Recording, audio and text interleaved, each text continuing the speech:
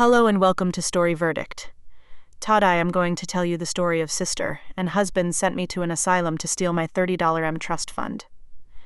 They fainted when I returned at dawn as the chairman holding their entire debt. The story goes like this. At 6:07 on the morning, my husband expected to take control of my $30 million trust. He opened the front door of our mansion and found me standing beneath the gray dawn in the same navy coat I had worn when he committed me to a psychiatric institution 48 hours earlier. Except this time I was surrounded by attorneys, federal investigators, private security officers, and the executive board of Aegis Global. The financial empire he had spent 6 years trying to impress without realizing that I owned every share. Behind me, 3 transport trucks were leaving the circular driveway with the last pieces of furniture that belonged to my holding companies.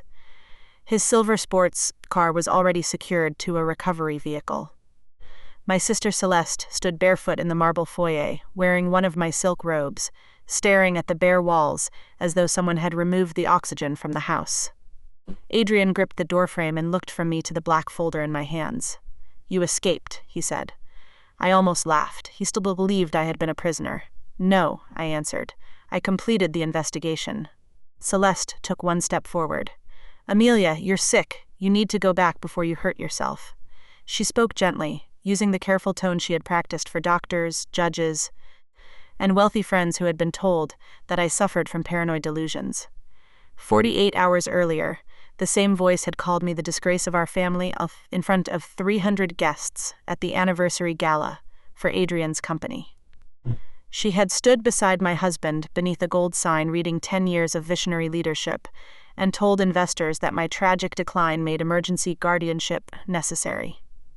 Adrian had announced that he and Celeste would temporarily manage my affairs out of love, duty, and concern.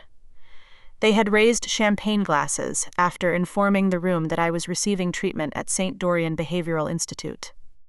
What they did not announce was that the gala had been financed through a forged withdrawal request against my trust, that Adrian's company was days from insolvency, that Celeste had been sleeping with him for 18 months, or that the two of them had bribed an attorney and manipulated a psychiatrist to describe my objections as evidence of psychosis.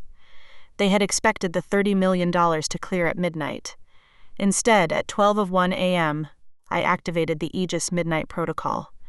By dawn, every company-funded credit card was dead, every vehicle had been recalled, every property license had been revoked, and every lender connected to Adrian's business had received proof that Aegis Global controlled the debt he had hidden from investors.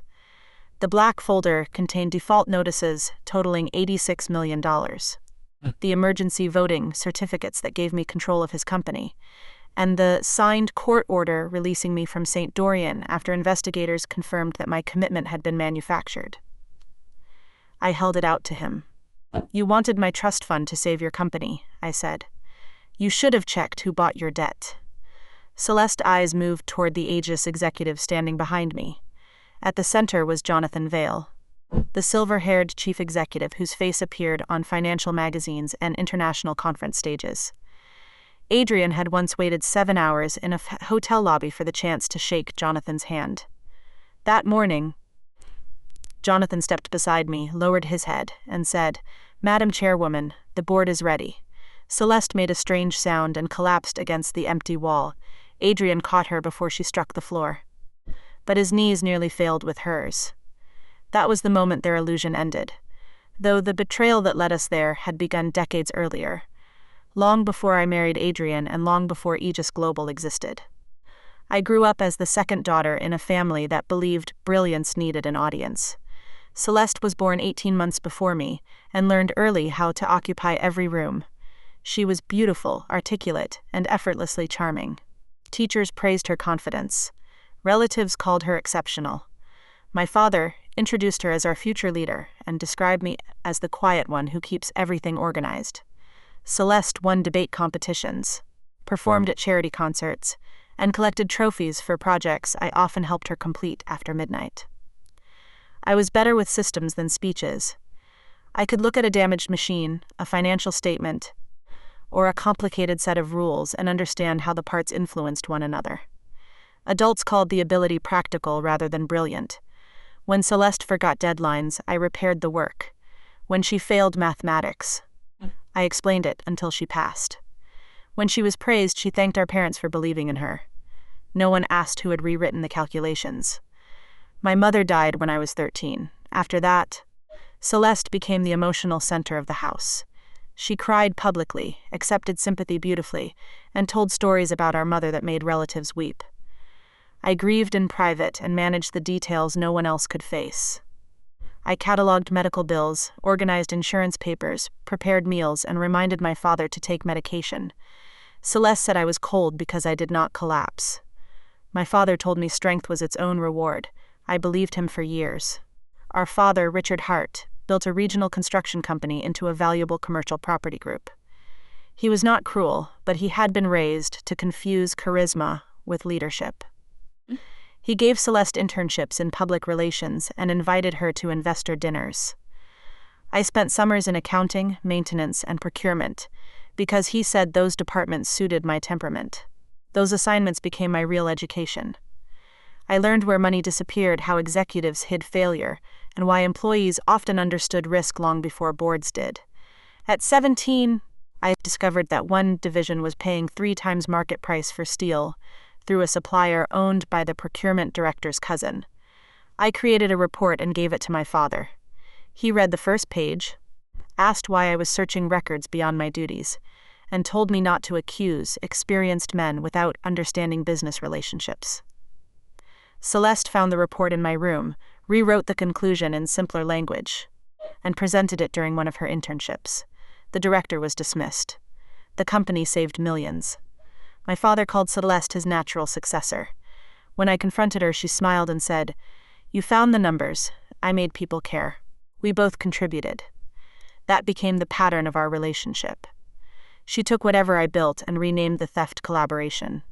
I left home at 18 to study applied mathematics and financial engineering. Celeste attended an elite business school using family money and filled social media with photographs from leadership conferences. I worked nights auditing invoices for a logistics company and spent weekends building risk models in the university library.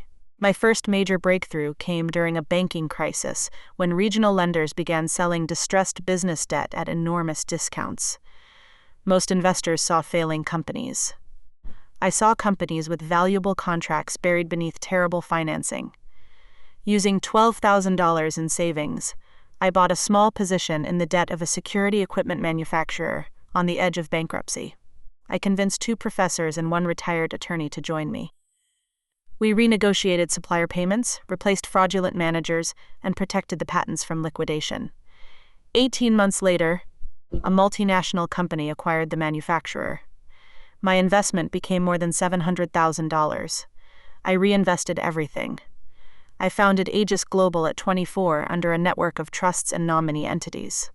The name represented protection, not aggression. I wanted to build a company that acquired distressed businesses without destroying the employees whose work gave those businesses value. I also wanted privacy. My father's world had taught me that people listened differently when they knew where power lived. Jonathan Vail, a former banking regulator who had resigned after exposing political corruption, became Aegis's public chief executive. He was 51 when we met, careful, disciplined, and uninterested in pretending my ideas belonged to him. "The market will trust my gray hair before it trusts your age," he told me. "Let it. We will know whose judgment matters." He became the visible architect of Aegis, while I remained chairwoman and sole beneficial owner. For security and strategic reasons, my name appeared only inside sealed regulatory documents. Public filings identified the controlling entity as Hartwell Stewardship Trust. Analysts spent years trying to discover which family stood behind it. Celeste believed I worked as a research consultant for investment firms. My father knew I had become financially successful, but never understood the scale. I told myself I would explain when Aegis stabilized. Then he became ill. Cancer reduced him quickly. During the final year of his life, I returned home and managed his medical care while Celeste managed the public story. She organized charity events in his name, gave interviews about family courage, and posted photographs from hospital rooms after arriving moments before the cameras. I reviewed treatment options, insurance disputes, legal documents, and corporate obligations. My father began to recognize the difference between visible devotion and actual responsibility. One evening, he asked how much of my sister's university work I had completed. I said the question no longer mattered. "It matters to me," he replied. I mistook presentation for substance. He apologized, though the public could not recall years and the years in which I had learned to accept invisibility as a virtue.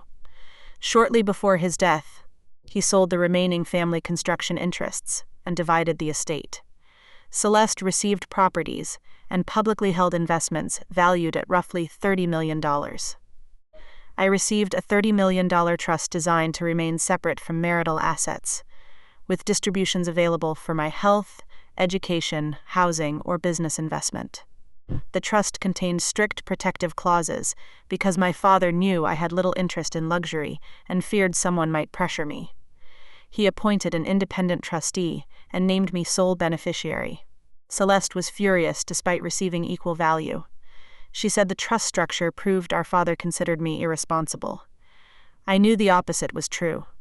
He had finally understood that my quietness attracted people who assumed pressure would make me surrender.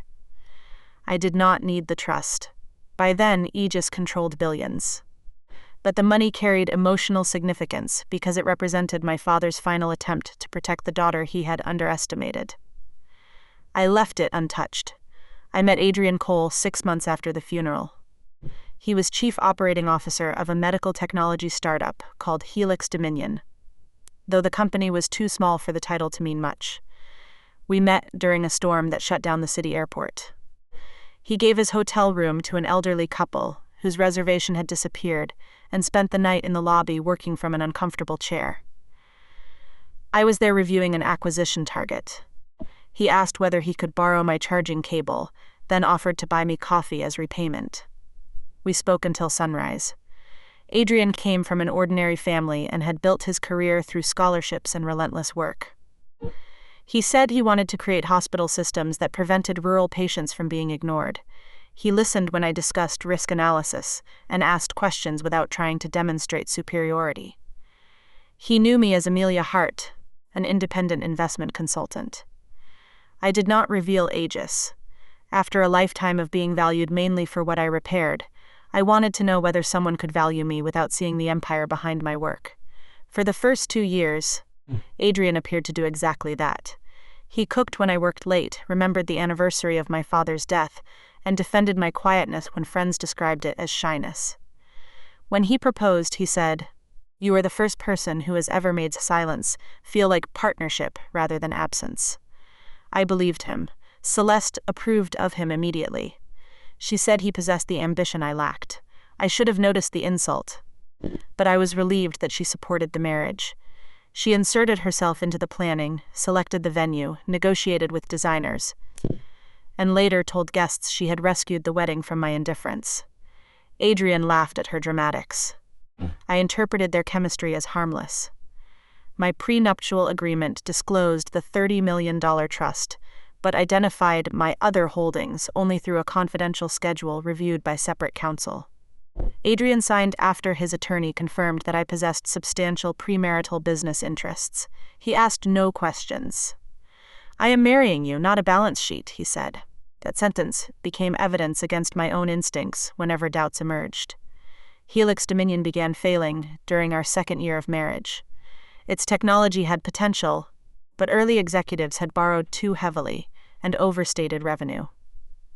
Adrian came home one night carrying a notice from the company's primary lender.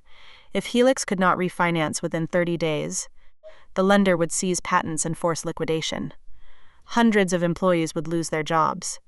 Adrian said he had failed everyone who trusted him. I should have allowed him to confront the crisis openly. Instead, I intervened through Aegis. We purchased the debt at a discount, injected capital, and required governance reforms. Jonathan presented the rescue as an institutional investment based on Helix's technology. Adrian was appointed chief executive. He believed Aegis had recognized his leadership potential. In fairness, he did possess ability. He improved operations, hired talented engineers, and negotiated important hospital contracts. But every time he made a dangerous decision, I corrected it privately through Aegis analysts before consequences reached him. When a product launch exceeded budget, we extended financing. When his expansion model ignored regulatory delays, we modified the schedule through board recommendations. When directors questioned his spending, I voted to retain him. Adrian's confidence grew faster than his judgment. Helix became Meridian Health Systems after a rebranding designed by Celeste, who had built a career in luxury communications, using the properties our father left her. Adrian invited her to join the advisory board. She accepted without consulting me. Soon they traveled together to conferences, investor retreats, and product launches. They described the closeness as business. Celeste said she was helping my husband become the public leader he was meant to be. Adrian said my discomfort proved I did not trust either of them. I wanted to trust them. More accurately, I wanted to avoid discovering that I should not. The first unmistakable warning came when a hotel manager contacted me about damage to a suite Aegis owned. Adrian and Celeste had occupied adjoining rooms during a conference in Zurich. Staff discovered that the door had remained open all week and that Celeste's room appeared unused. The manager assumed Aegis wanted documentation because the reservation had been booked through our corporate system. I told myself they had worked late. Then photographs appeared from a private dinner where Adrian's hand rested on Celeste's lower back. She wore the diamond earrings I had given her for our father's memorial. When I asked about the photograph, she laughed. "You analyze everything until it becomes ugly," Adrian said. "Celeste understands the pressure I'm under. You treat every conversation like an audit." They began forming a united position against me. My hours became proof that I was emotionally absent. My questions became paranoia. My refusal to spend extravagantly became evidence that I resented Adrian's success. Celeste repeatedly described me as fragile after father's death, even though years had passed. She told friends I experienced obsessive fears about theft and betrayal. Adrian encouraged me to see Dr. Lionel Voss, a psychiatrist recommended by the company's attorney, Marcus Pell. The first consultation felt unusual. Voss asked whether I believed institutions were secretly connected to me, whether I felt other people stole my ideas, and whether I had hidden responsibilities no one understood. Each question touched a truth he had been told was delusion. I answered carefully. I said I managed confidential info, asked he whether I believed I controlled major corporations. "Some," I said. He made a note without asking for evidence. Adrian later told me Voss was concerned about grandiose thinking. That was the first moment I understood they might be constructing something. I asked Aegis Security to review communications involving Adrian, Celeste, Marcus Pell, and Dr. Voss. The preliminary report showed meetings I had not been told about. Marcus researched emergency conservatorships, trust incapacity clauses, and temporary psychiatric holds. Celeste contacted the trustee managing my $30 million inheritance and asked what would happen if I lost legal capacity. Adrian's assistant created folders titled Amelia Health and Transition. Dr. Voss drafted a report stating that I displayed paranoid ideation, financial grandiosity, and impaired judgment. He had met me once for 43 minutes. Jonathan urged me to reveal my identity, dismiss Adrian, and seek an injunction. "We have enough to stop them," he said. "Not enough to understand the full plan," I answered. "You do not need to understand every detail of a weapon before moving out of its path. They will claim my response proves instability. Then let them claim it while looking at our corporate records. The moment Adrian knows Aegis is mine, every apology, explanation, and emotion will become contaminated by fear." Jonathan studied me. "You are still testing whether he loves you." I did not answer. "Amelia, the experiment ended when he investigated how to remove your capacity. I need evidence that survives their denial." He reluctantly agreed to continue monitoring under legal supervision. Aegis acquired additional Meridian debt from banks increasingly worried about the company's performance. Adrian had expanded recklessly, using future contracts as collateral and concealing losses through related entities. Celeste marketing campaigns created the appearance of success while vendors waited months for payment. The company approached insolvency. Adrian and Celeste needed immediate capital. My trust offered $30 million. They believed they could access once a court declared me incapable. The amount would not permanently solve Meridian's problems, but it would cover urgent payments and allow them to raise more money using my assets as evidence of family support. Marcus Pell prepared the strategy. First, they would document symptoms. Adrian began recording arguments. He moved financial papers, then accused me of forgetting where I placed them. Celeste told relatives I had called her at night, claiming strangers followed me. She arranged gatherings, provoked me privately, and then acted concerned when I withdrew. Dr. Voss prescribed a strong sedative for insomnia. I had Aegis Laboratories test the pills. The dosage was far higher than appropriate and likely to cause confusion. I did not take them. Instead, I sealed each one as evidence. Second, they would create a public incident. Meridian's 10th anniversary gala provided the setting. Adrian planned to celebrate the company's apparent growth, announce a new financing partnership, and use my behavior to support an emergency psychiatric intervention. Celeste wrote the guest list. Marcus invited a probate judge, known socially to his firm. Dr. Voss arranged for staff from St. Dorian Behavioral Institute to remain nearby. The facility was private, discreet, and expensive. Several members of its board owed money to Aegis, though Adrian did not know that. Third, they would initiate a 72-hour psychiatric hold. Depending on jurisdiction, family testimony and a physician's certification could authorize emergency evaluation if a person appeared dangerous to herself or others. Marcus prepared affidavits, claiming I had threatened suicide, hidden weapons, and attempted to transfer assets to imaginary companies. The irony was almost elegant. Aegis existed, but secrecy made their allegations sound plausible. Fourth, while I remained under evaluation, Marcus would file for temporary conservatorship and instruct the trust to release emergency funds for my care and estate preservation. Adrian would become financial guardian. Celeste would serve as family supervisor. They had already drafted a budget transferring large sums to Meridian under the label of asset protection. Fifth, they would use my absence to convince Meridian investors that family capital had solved the crisis. Then, if I challenged them after release, they would present the challenge as continued illness. The plan depended on speed, stigma, and my lifelong habit of protecting family from public shame. I prepared the midnight protocol while allowing them to believe nothing had changed. Aegis attorneys notified trusted judges and regulators that evidence suggested an attempted guardianship fraud. We did not block the initial psychiatric hold because doing so might reveal the investigation too early. Instead, independent medical observers were placed at St. Dorian.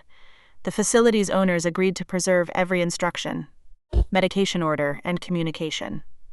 Federal financial investigators obtained warrants covering Marcus's accounts and Meridian's books.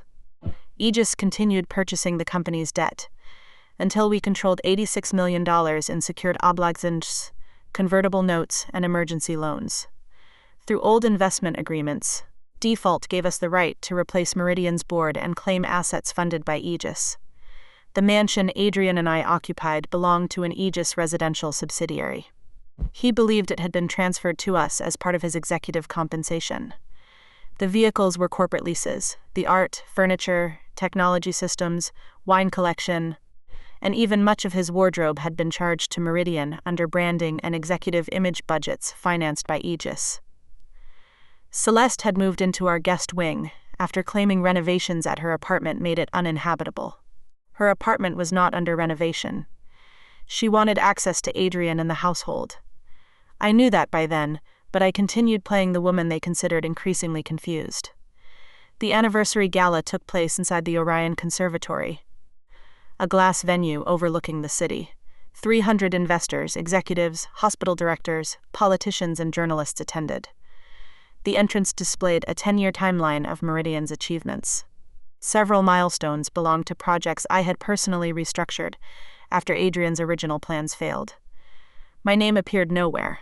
Celeste wore a silver gown and stood beside Adrian for photographs. I wore dark blue and remained near the edge of the frame. Guests congratulated me on being a supportive wife. One woman said, "It must be wonderful watching your husband create all this."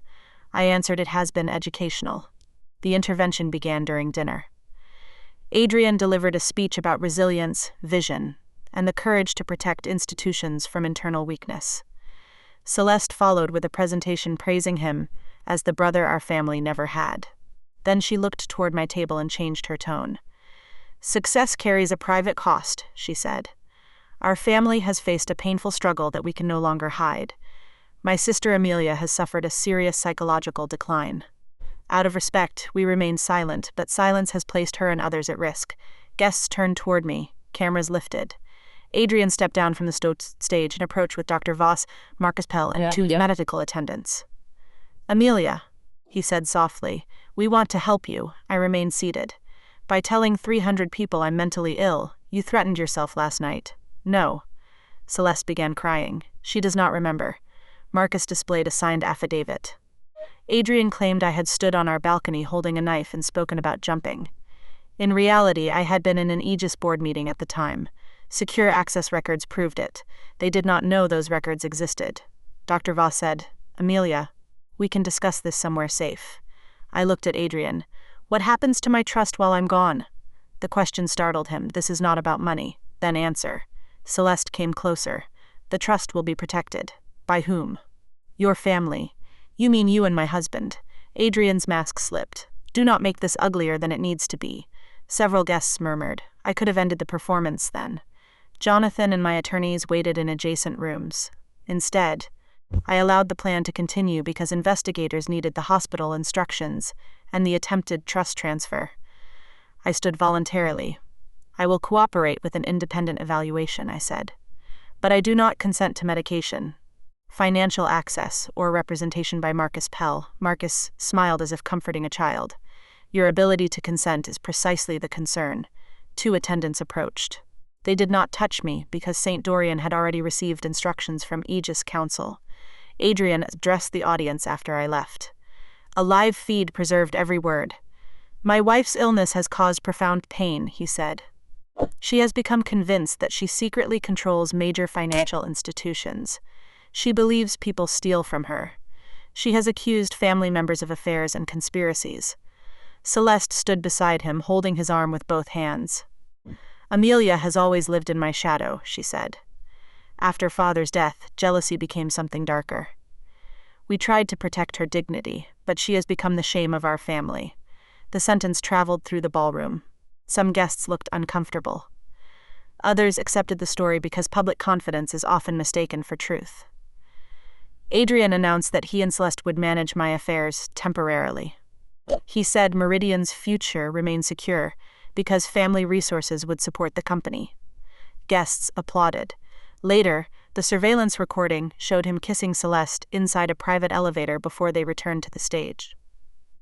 At St. Dorian, nurses processed me as though I were any other emergency patient. That mattered. I did not want ordinary staff frightened or punished. My room contained a bed, a desk, and a window sealed for safety. My phone and belongings were placed in storage. An independent physician named Dr. Miriam Lake conducted the initial evaluation. She knew my identity but followed normal procedure. "Do you understand why your family requested the hold?" she asked. "They need control of a $30 million trust to delay the collapse of Meridian Health Systems. Do you believe you control Aegis Global?" "Yes. Can you support that claim?" I provided the verification phrase authorizing sealed records. A hospital attorney retrieved documents confirming my identity. Dr. Lake reviewed them and said, "Your family's affidavits describe this belief as grandiose delusion. That is why they chose a secret they knew sounded impossible. Do you intend to harm yourself or anyone else?" "No." "Have you ever threatened suicide?" "No." "Do you believe your husband and sister are having an affair?" "Yes." "Aegis Security has evidence." She did not react dramatically. Good physicians do not confuse shocking facts with impossible ones. She ordered no medication and documented that I was calm, oriented, and capable. Dr. Voss called the facility repeatedly, insisting I receive sedatives because I became dangerous when challenged. Every call was recorded. Marcus sent a letter claiming legal authority over my care, though no court had granted it. Adrian requested access to my personal property. Celeste asked whether I had spoken about hidden accounts. Their behavior produced exactly the evidence investigators needed. At 11:20 p.m., Marcus filed the emergency conservatorship petition. It included forged statements, altered medical notes, and Dr. Voss's opinion that I lacked capacity. At 11:43, he sent the order request to the trust administrator, claiming urgent funds were needed for treatment and preservation of my estate. The requested amount was $29 million. Only $1 million would remain for my care. At 11:51, the trust administrator responded that court authorization was pending. Adrian and Celeste began celebrating at our mansion. The Meridian Gala had moved there for an after-party financed through corporate credit. Guests drank beneath chandeliers owned by Aegis Residential. A photographer captured Adrian raising a glass and saying, "By morning, the family crisis will be behind us." Celeste replied, "And Meridian will finally belong to people capable of leading it." At 11:58, Jonathan entered the Aegis Command Center with Henderson, federal investigators, banking representatives, and the independent trustee. I joined through a secure line from St. Dorian's legal conference room. The black interface displayed every asset, obligation, corporate right, and pending transfer connected to Adrian, Celeste, Marcus, Dr. Voss, and Meridian. Henderson reviewed the protocol. The trust transfer would be blocked because the petition contained fraudulent evidence. Marcus's law firm accounts would be preserved. Dr. Voss's licensing authority would receive documentation. St. Dorian would discharge me once the court signed the emergency release. Aegis would declare Meridian in default on $86 million of debt. Convertible instruments would activate, giving Aegis majority voting control. Adrian's employment would be suspended.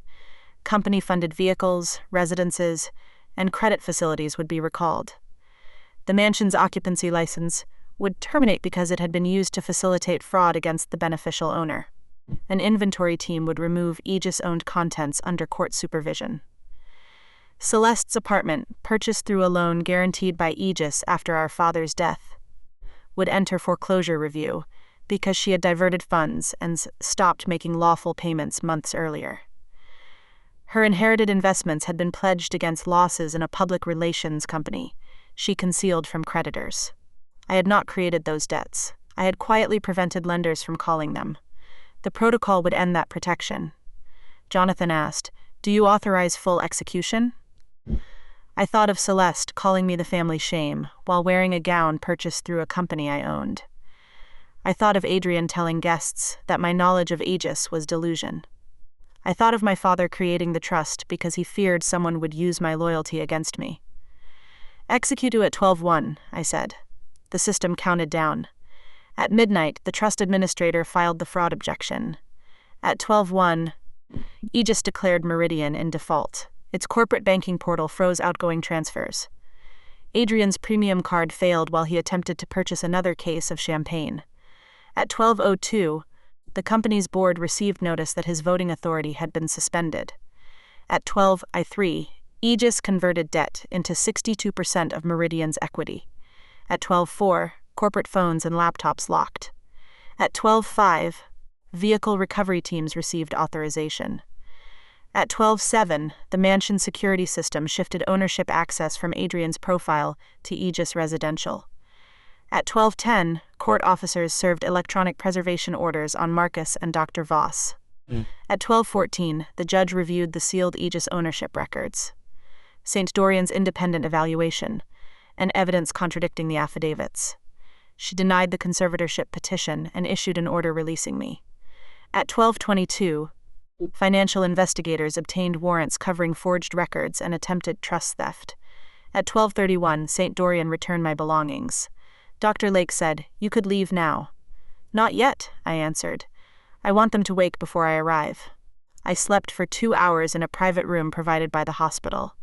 It was the first genuine rest I had experienced in months. At 3, Henderson briefed me on the mansion. After the after-party ended, Adrian and Celeste discovered their devices no longer worked. They assumed a cyber attack had struck Meridian. Adrian called the information technology director from a guest's phone and learned that the order came from the controlling creditor. He demanded Jonathan Vale's number. Jonathan declined call. Celeste tried to access my trust portal. Her credentials failed because she had never possessed lawful access. Marcus told them the conservatorship petition had been denied and that investigators questioned the medical evidence. Adrian accused Marcus of incompetence. Marcus reminded him that the false affidavit contained Adrian's signature. Their alliance began breaking before sunrise. At 3:40, the inventory team arrived with court observers, movers, and security. Adrian refused entry until officers presented the occupancy agreement, showing that Aegis Residential owned the house. He said the property was part of his compensation. The agreement identified it as a revocable executive residence with no ownership transfer. Celeste insisted the contents belonged to the family. Records showed that most furniture, art, electronics, wine, and vehicles belonged to Aegis subsidiaries or Meridian. Personal belongings were photographed, packed, and placed in secure storage. Nothing was thrown outside, no one damaged property. Yet the operation looked devastating because nearly every symbol of wealth surrounding them had been borrowed. By 5:30, the dining room was empty. The paintings disappeared from the halls. The grand piano was returned to an Aegis hospitality property. The imported beds were removed because they belonged to a design subsidiary. Adrian's dressing room lost most of its suits. After investigators confirmed, they had been purchased through Meridian's executive image account. Celeste retained clothing and jewelry she owned personally, though several pieces were seized because foundation money had paid for them. Their own possessions fit into fewer than 20 boxes. At 5:45, vehicle teams removed Adrian's sports car, 2 luxury sedans, and Celeste's leased SUV. At 5:52, the mansion's guest network shut down. At 6:00, the occupancy license expired. They were permitted to remain in the foyer until attorneys arrived. At 6:07, I stood at the door. After Celeste collapsed, an Aegis medic checked her. She had fainted from shock, not illness. When she opened her eyes, she looked at Jonathan and whispered, "She cannot be the chairwoman." Jonathan answered, "Mrs.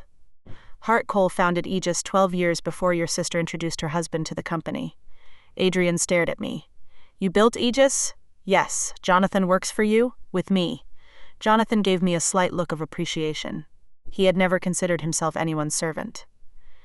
"Aegis funded Meridian," Adrian said. "Correct. You allowed me to believe I earned the rescue. You earned an opportunity. You did not earn the right to steal the person who provided it." "Why didn't you tell me?" "Because I wanted to be loved without the company."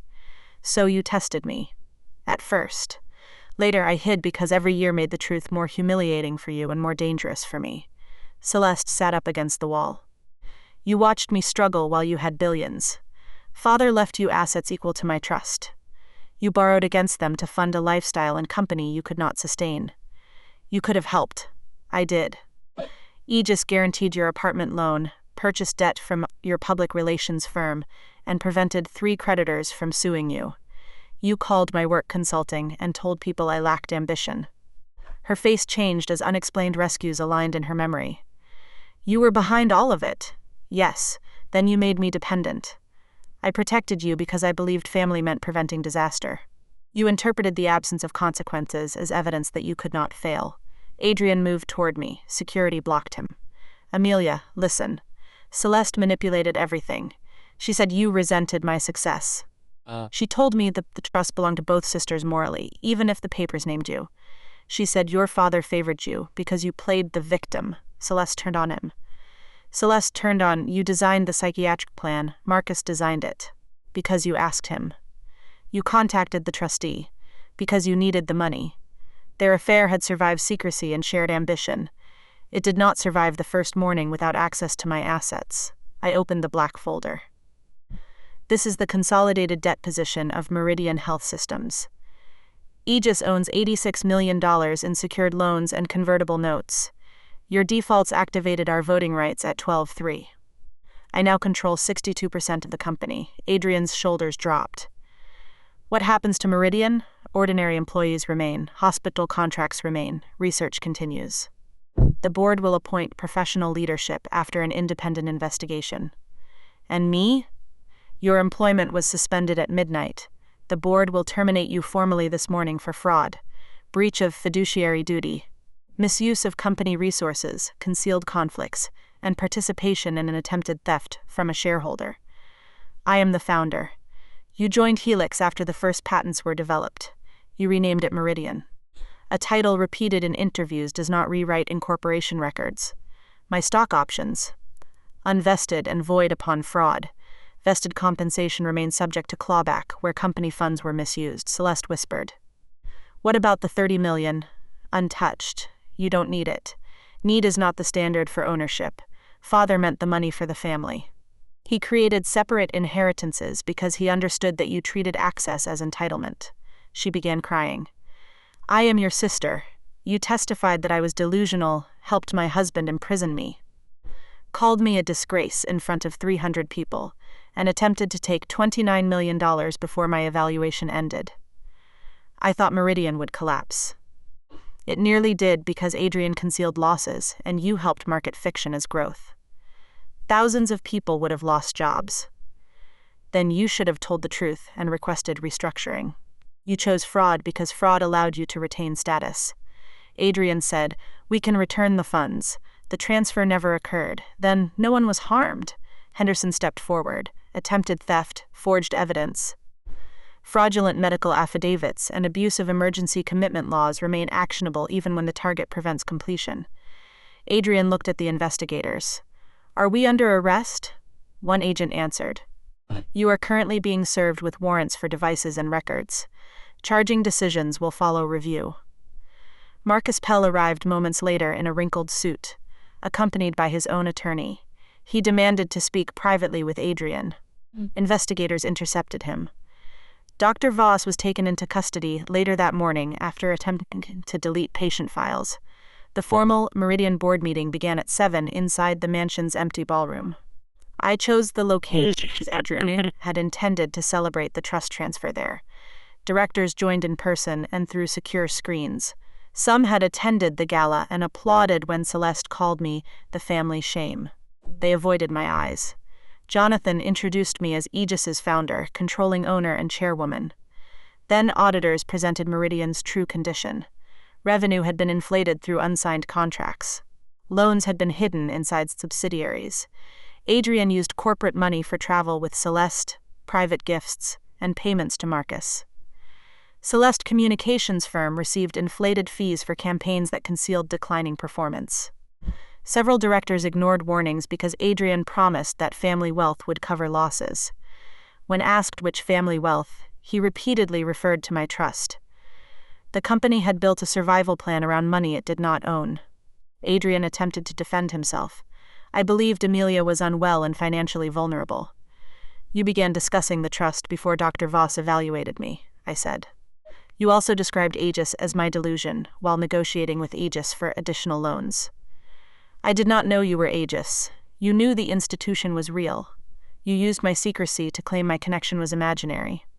One independent director, Margaret Shaw, removed her glasses and looked at him.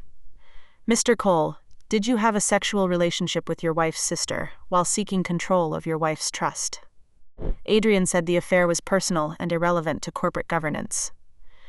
The auditors displayed payments for hotel suites, jewelry, and international trips charged to Meridian. Once the company pays for it, Margaret replied, it becomes governance.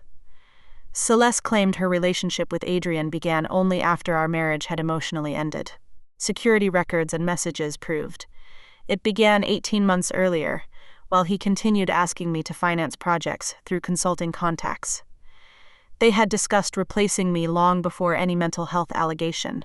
One message from Celeste read, she has always been useful as Swindadoras. Once we control the trust, she can remain somewhere quiet, and we can finally live openly. Another from Adrian answered, make sure the doctors say recovery could take years. Their own words ended the debate. The board voted unanimously to terminate Adrian. Meridian's controlling shares passed to Aegis under the debt conversion. Margaret became interim chief executive. Celeste's company contracts were canceled and referred for restitution.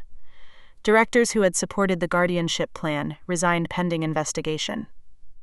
The company issued a statement confirming that I had been subjected to a fraudulent commitment attempt and that no employee positions would be eliminated during restructuring. Adrian remained seated after the vote. You are taking everything, he said. I am reclaiming what you used without authority. The house, the company, the cars, the life we built. The house belonged to Aegis. The company belonged to its shareholders and lenders. The cars were leased. The life depended on you believing my contribution was imaginary. He looked toward the empty windows. Was our marriage imaginary too? No. That was why your choices had the power to hurt me. His expression broke. I loved you before any of this. Perhaps you did. Then being admired became more important than being honest. You made me feel small. I concealed my power because I feared exactly that response. It was a mistake. But feeling small did not force you into my sister's bed or give you permission to erase my legal identity. Give me one chance to repair it. You had the chance when you first suspected I was hiding something. You could have asked. You chose a doctor, a lawyer, a forged story, and a locked institution. Celeste moved closer on her knees. Amelia, please. We are sisters. I know I have always taken too much, but Father loved us both. He would not want this. Father created the trust to prevent this. I was jealous, she whispered. You were always the real genius. Everyone discovered it eventually. Teachers, Father, Adrian. I knew that if people saw what you could do, I would disappear. So you spent your life taking my work and calling the theft leadership. She covered her face. I did not know how to be valuable beside you. You could have built value that did not require my reduction. I can change. Then change without using me as the audience.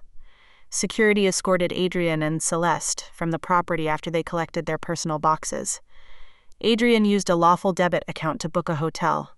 Celeste stayed with a former friend for 2 nights before the friend asked her to leave when reporters gathered outside. Headlines said I made them homeless and blacklisted them from every bank. The truth was less theatrical. I removed corporate housing and guarantees they had no right to keep. Banks independently reviewed false financial statements and suspicious transfers. Several closed Adrian's accounts because he had pledged Meridian assets without authority. Celeste's lenders called loans after discovering she misrepresented Aegis guarantees. Their lawful personal funds remained available, but years of spending had left little. They were not destroyed by one command. They were exposed to the financial reality I had postponed for them. The criminal investigation lasted 14 months. Marcus Pell cooperated first. He admitted drafting false affidavits and manipulating emergency procedures in exchange for a position managing my trust. Dr. Voss claimed he genuinely believed I was ill. But emails showed Adrian provided the symptoms in advance and paid him through consulting invoices. St. Dorian's records proved I had been calm, coherent, and cooperative. The institute itself avoided wrongdoing because independent staff refused unauthorized medication and preserved evidence. Adrian and Celeste were charged with attempted trust fraud, conspiracy, falsifying medical evidence, financial misconduct, and abuse of guardianship proceedings. Adrian also faced corporate fraud charges. Celeste faced additional charges related to foundation invoices and misleading lenders. Their attorneys blamed each other. Adrian said Celeste convinced him I was unstable. Celeste said Adrian used her jealousy and promised marriage after taking control. Messages showed they were both active participants. The affair was not prosecuted because betrayal is not a crime. The structure they built around it was. Adrian pleaded guilty to several financial charges and conspiracy in exchange for cooperation. He avoided the longest possible sentence, but lost executive privileges, paid restitution, and received a multi-year prohibition from serving as a company officer. Celeste received a shorter sentence after admitting her role and returning assets. Marcus lost his license, Dr. Voss lost his medical license, and was convicted of falsifying records. The probate judge who attended the gala was cleared after evidence showed Marcus had merely hoped social familiarity would influence the case. The independent trustee of my fund was praised for refusing to store monies without valid authority. I visited Adrian once before sentencing because his attorney requested a final conversation. We met in a secure courthouse room. He looked older without tailored suits and assistants. I replay the morning at the house constantly, he said. Not the arrest. The moment Jonathan bowed to you. Why? Because I realized every person I tried to impress had been answering to the wife I dismissed. Jonathan did not answer to me in the way you imagine. He challenged me constantly. Respect is not obedience. I wanted what you had. You wanted the appearance of having built it. He looked down. Celeste understood that. She exploited it. You still chose it. Did you ever plan to tell me? Many times. Each time I delayed because your confidence became more dependent on believing you were the most powerful person in our marriage. So you knew I would fail. I feared you might. Fear is not prophecy. Your actions completed the answer. Can you forgive me? Eventually, perhaps. Forgiveness will not restore the marriage, company, or access. Then what does it change? Whether I continue carrying you inside every future decision. He cried quietly. I did not comfort him. Not because I enjoyed his pain, but because comforting him had become the way our marriage prevented consequences from reaching him. Celeste wrote from prison more often. Her early letters focused on childhood. She described how relatives praised her and how terrified she felt whenever I understood something she did not.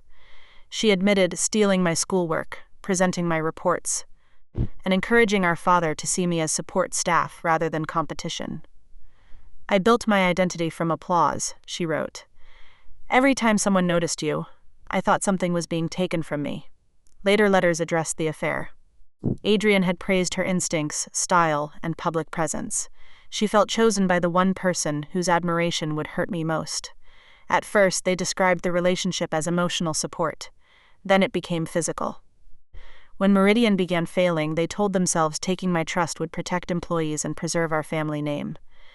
We made greed sound like duty, she wrote. That was how we lived with ourselves. I answered only once.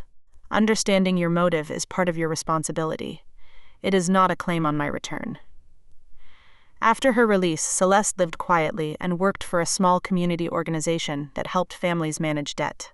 She was forbidden from handling funds directly, but she taught communication courses. Years later, the director told me she had become reliable. I was glad. I did not invite her back into my life. Change does not entitle a person to renewed access to everyone they harmed. We eventually met at our father's grave on the 10th anniversary of his death. She looked smaller, not physically but socially, as though the audience she once carried had disappeared. I used to think you won, she said. Now I understand you lost a sister and husband in the same week. Winning was never the right word. Do you hate me? No, she exhaled. Does that mean it means hatred no longer organizes my life? It does not mean trust has returned, she nodded. I am sorry, I believe you are. Is that enough? Enough for this conversation? We stood beside our father's stone until the wind became cold. Before leaving, Celeste said he finally saw you. Too late, yes. But he tried to protect me. I touched the edge of the stone, and the trust survived. The $30 million remained intact throughout the case. I could have absorbed it into Aegis, but I wanted the money to serve the purpose our father intended. Protection from people who treated loyalty as access. I used the income, not the principal, to establish the Hart Independent Initiative, which provided legal representation, independent psychiatric evaluations, and emergency housing for people targeted through fraudulent guardianship or conservatorship proceedings. We also funded training for judges, hospital staff, trustees, and financial institutions to recognize coercive family patterns. The program's first major case involved a woman whose adult son tried to declare her incompetent after she refused to transfer rental properties. Another involved a disabled man whose siblings described his communication style as incapacity while taking his benefits. Most victims did not own global companies. They could not activate midnight protocols, purchase corporate debt, or arrive at dawn with a board of directors. Their safety depended on systems working before public humiliation became evidence. Meridian Health Systems recovered under Margaret Shaw. Aegis restructured the debt, replaced deceptive contracts, and protected ordinary employees. The company became profitable within 3 years.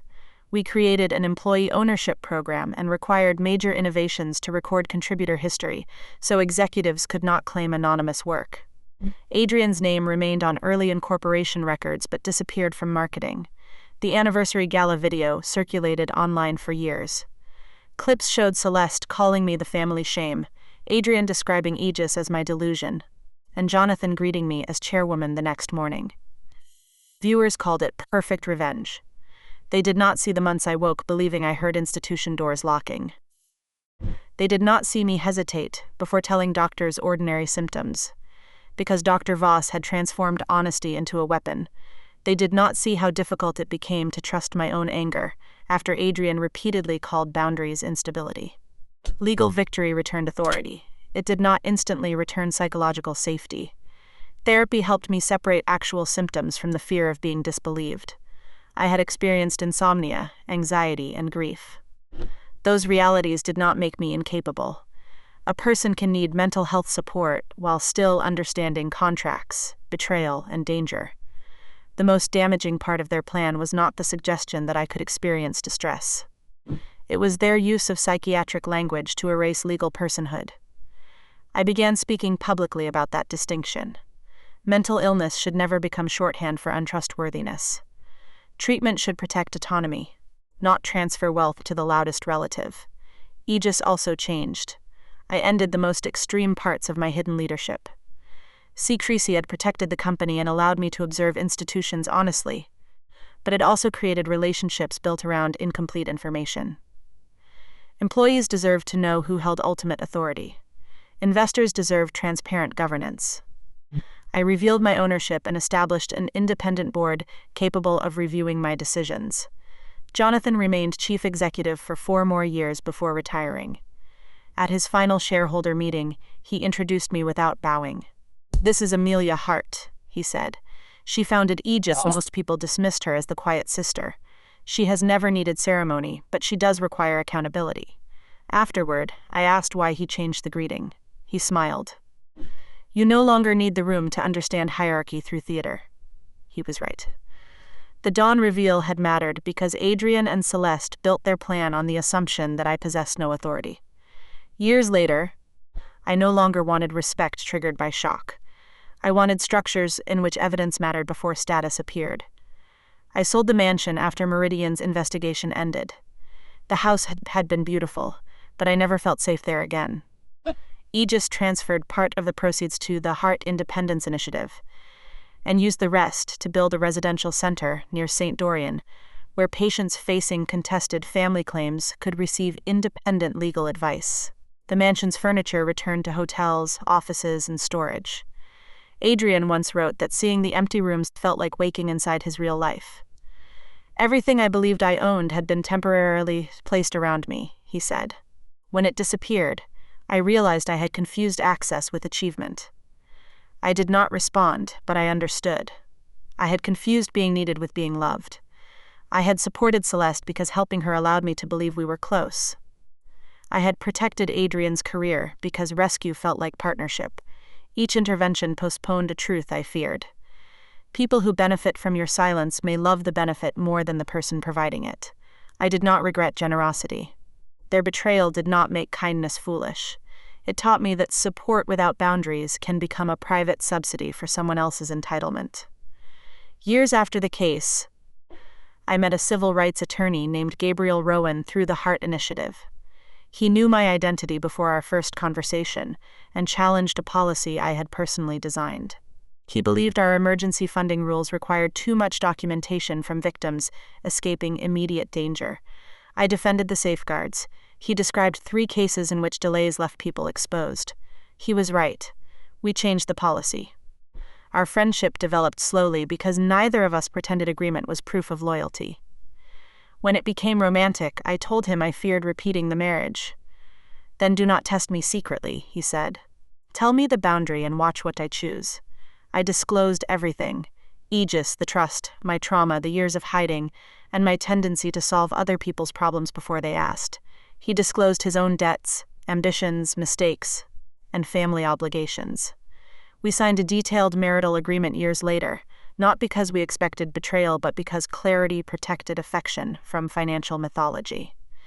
When one of Gabriel's legal projects struggled, I offered resources. He accepted specific help through documented terms and refused a private rescue. "I want support," he said, "not a life where every success quietly belongs to you." The sentence hurt because it named what I had done with Adrian. It also showed the difference between insecurity and self-respect. Gabriel could acknowledge assistance without experiencing it as humiliation. We married in a small ceremony attended by Jonathan, Henderson, Margaret Shaw, Dr. Lake, and a handful of friends. Celeste sent a letter but was not invited. I read it afterward. She wrote, "I hope this marriage gives you what I spent years convincing you not to expect. Love that does not require you to become smaller." I kept the letter. I did not use it to rewrite the past. The most requested part of my story remains the dawn confrontation.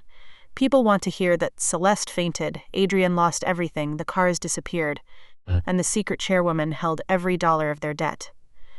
Those details create satisfaction because injustice feels unbearable when consequences remain distant. But the true turning point occurred 2 nights earlier, when I sat in the gala ballroom and allowed strangers to believe I was being taken away in disgrace. As the attendants walked me toward St. Dorian's vehicle, Adrian leaned close and whispered, "Do not fight. You will only prove us right." That sentence exposed the trap beneath every accusation. Resistance would be illness, silence would be consent, anger would be danger. Cooperation would be incapacity. They had designed a story in which every response supported their conclusion. The only way out was evidence held beyond their control. That was why Aegis mattered. Not merely as wealth, but as an independent structure that preserved records, authority, and witnesses when family tried to define reality. Most people cannot build such a structure privately. Society must build it publicly through courts, hospitals, trustees, regulators, and laws. At St. Dorian, I learned how easily a locked door can transform disagreement into diagnosis. I also learned that ethical professionals can prevent the transformation from becoming permanent. Dr. Lake listened. Nurses documented. The trustee refused pressure. The judge reviewed independent evidence. Not everyone inside the system failed. That distinction prevented my anger from becoming indiscriminate. Adrian and Celeste wanted me to believe institutions could be purchased, because they had purchased Marcus and Dr. Voss. Justice arrived because other people refused to sell. On the 15th anniversary of Aegis Global, we held a conference on financial autonomy and medical ethics. I stood before an audience larger than the Meridian Gala and displayed no photograph of Adrian or Celeste. Their betrayal had shaped the initiative, but did not deserve to remain its central image.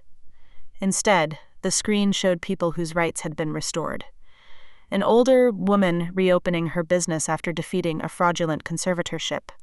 A veteran regaining control of disability benefits, a young man leaving an abusive group home, and a mother receiving keys to an apartment no relative could revoke. I told the audience, at midnight, I once activated a protocol that recovered houses, cars, shares, and corporate authority. People called it revenge. The most important recovery was less visible. I recovered the right to describe my own reality without asking the people harming me to agree. After the speech, a woman approached and said her sister had always been the golden child. She had spent 40 years repairing the family's mistakes and being called unstable when she finally stopped. "I do not have an Aegis," she said. "What do I do?" I could not offer her a cinematic answer. I told her to document. Separate finances, seek independent counsel, identify trustworthy professionals, and build relationships outside the family story. Power begins with witnesses who do not depend on the person defining you, I said. That was the lesson beneath the billions. My strength did not come from secretly owning Adrian's debt. It came from making sure the truth existed somewhere he could not rewrite. Celeste died many years later after a brief illness. By then, we exchanged birthday letters and met occasionally in public places. We never returned to sisterhood as it once existed because that version had depended on me remaining invisible. During her final week, she asked to see me. I went. She looked at my hands and said, "I stole your work because I thought there was only room for one daughter to be extraordinary. There was room for both. I know now." "Did you love Adrian?" She considered the question. "I loved being chosen over you. When the choice became meaningless, I discovered I barely knew him. Why the asylum? Because your existence contradicted the story I needed. If you were competent, then I had spent my life taking from someone better than me. If you were sick, I could call it protection." The honesty was painful and strangely peaceful. "I am sorry," she said. "I believe you. Do you forgive me?" "Enough that I came."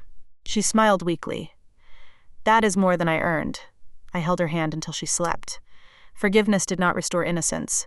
It allowed the final moment to belong to compassion rather than unfinished argument. Adrian lived longer. He completed his sentence, worked under restrictions, and eventually taught operational ethics at a small technical college. Students knew his history because he used it during the first class. He used Meridian's collapse as a case study in concealed leverage, executive mythology, and moral disengagement. I heard about the course through Margaret. Part of me resented that he turned harm into instruction.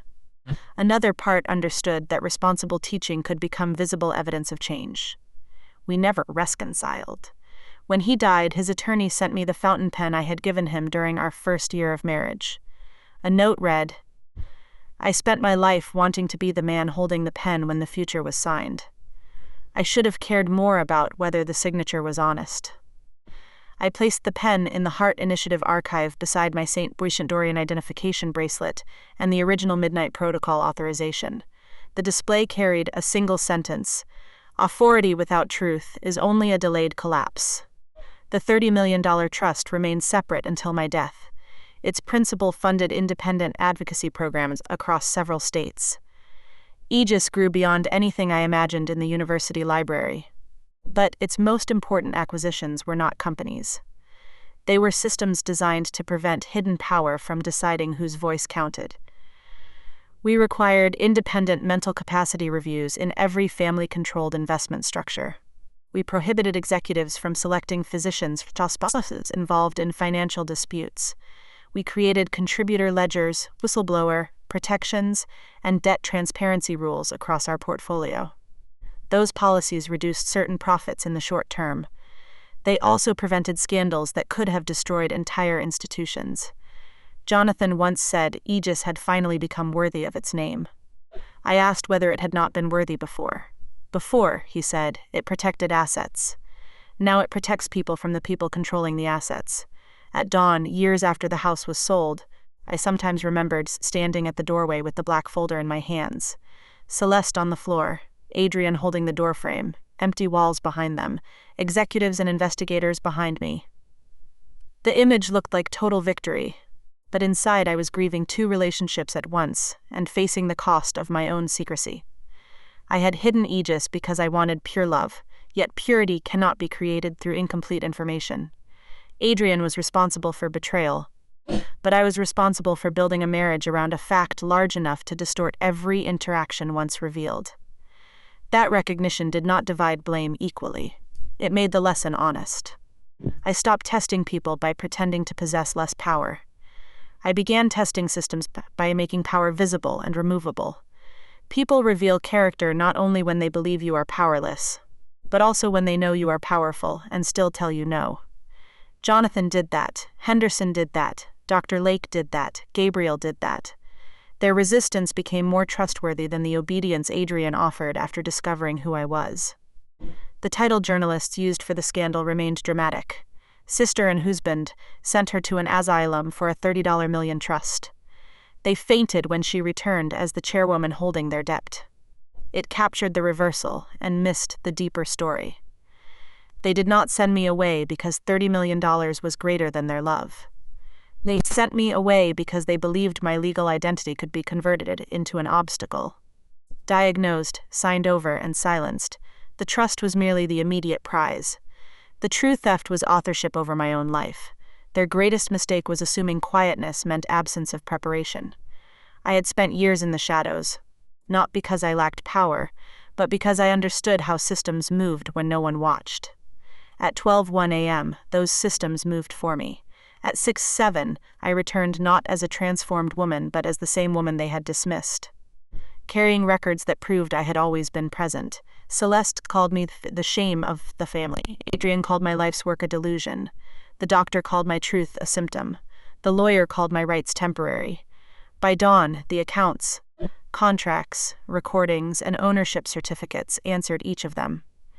Yet the final victory did not come when Jonathan called me chairwoman or when the mansion emptied. It came years later when I could enter a hospital without fear, disagree with someone I loved without expecting punishment, and say no without preparing money to soften the response. It came when Celeste's anger no longer made me smaller, Adrian's regret no longer made me responsible, and my father's trust became a source of freedom for strangers rather than a prize fought over by family. They tried to use an asylum to erase me. Instead, the locked room taught me the one truth no document could grant, and no diagnosis could remove. I did not need the people who betrayed me to confirm that I was sane, capable, or real. I only needed to stop giving them authority over the definition. Goodbye.